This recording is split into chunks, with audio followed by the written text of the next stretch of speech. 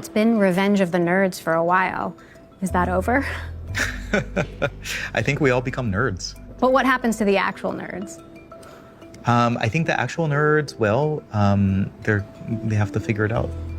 Yeah, I think for a lot of them, the skill that they had before is going to help them in the future because they sort of have a pretty big head start. They do a lot of things that are not coding. Engineers also have to talk to users. They have to plan. They have to think about what's next. So I think these are still parts of engineering that are going to stick around.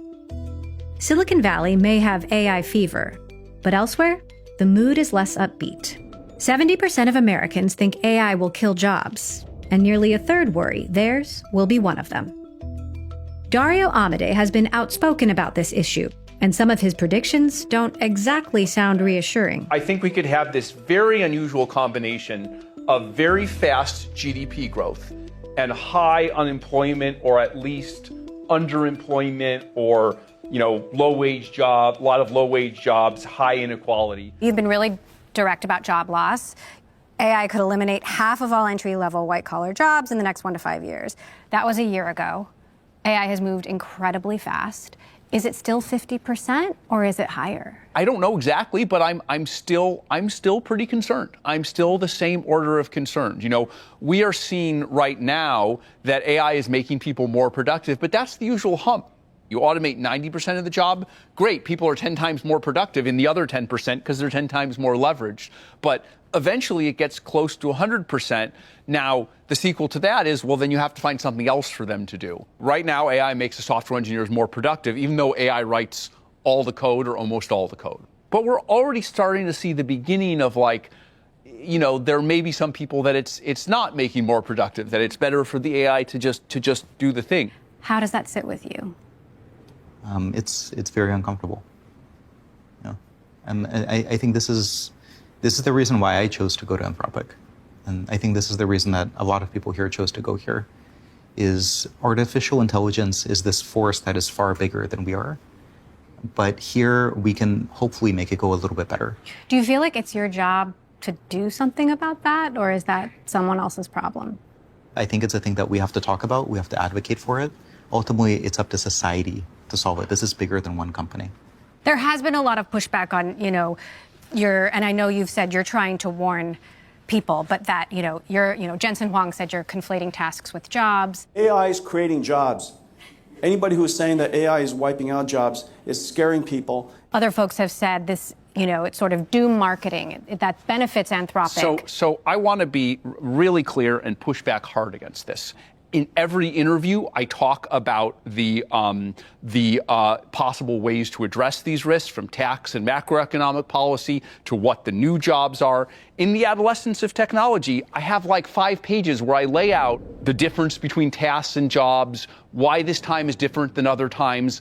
But social media, which I detest as a category, people have these 3-second clips from a year ago. I've written much more carefully about these things where I talk about the risks. So these are the idea that this is cheap marketing is itself cheap marketing. I think it's part of the disease of Silicon Valley. It's been caught up in this social media world of 3 seconds. And so my message is just definitely not doom is coming. My message is this is something, that we should see coming, that we're worried about, and that we need to actually respond to positively.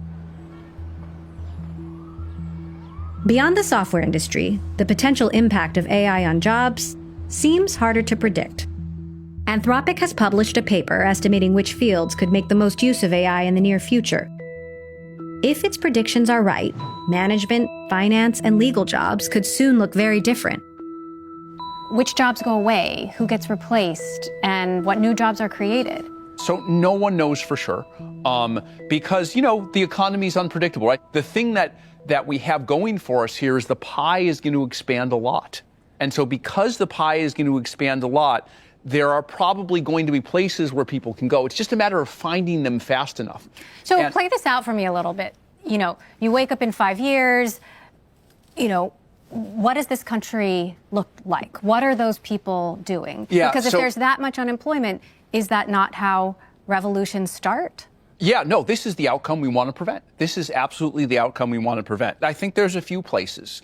None of them are guaranteed, we're not sure, but there's the physical world. We need a lot of more people to make, build, manufacture things in the physical world. Anything that's human-centered, I think that's going to be a big deal, right? People, or at least some people, want to talk to humans. So these kind of human relationship-driven jobs, like, I think those are going to be important. And I think there'll be some effort by the humans to kind of direct the AIs, right? At some level, it has to be in line with someone's values and someone's intentions. And so I think there's going to be some role there, although I don't know how thin versus how thick it will be. I think I feel a little bit more hopeful that humans will continue to find ways to leverage AI to be productive, to do the parts of the work that are meaningful to us that only humans can do. I think the human-to-human interaction will never fully go away. The example I often reach for is what will happen in medicine. Today, we hire doctors who are expert diagnosticians. I think AI is going to soon be pretty good at telling you what the suite of options of things that are wrong with you and what tests to run, and you won't need a doctor to do that. But an AI can't physically examine you and say, hey, does it hurt when I press, here? Mm-hmm. They can't have a bedside manner with you that says, like, tell me how you're feeling about this. How are you coping with going through this process? Mm-hmm. And I think we're going to pivot something like medicine to be much more focused on the interpersonal, because the diagnostic tools are going to become much better. But the interpersonal human part, that's not going to change.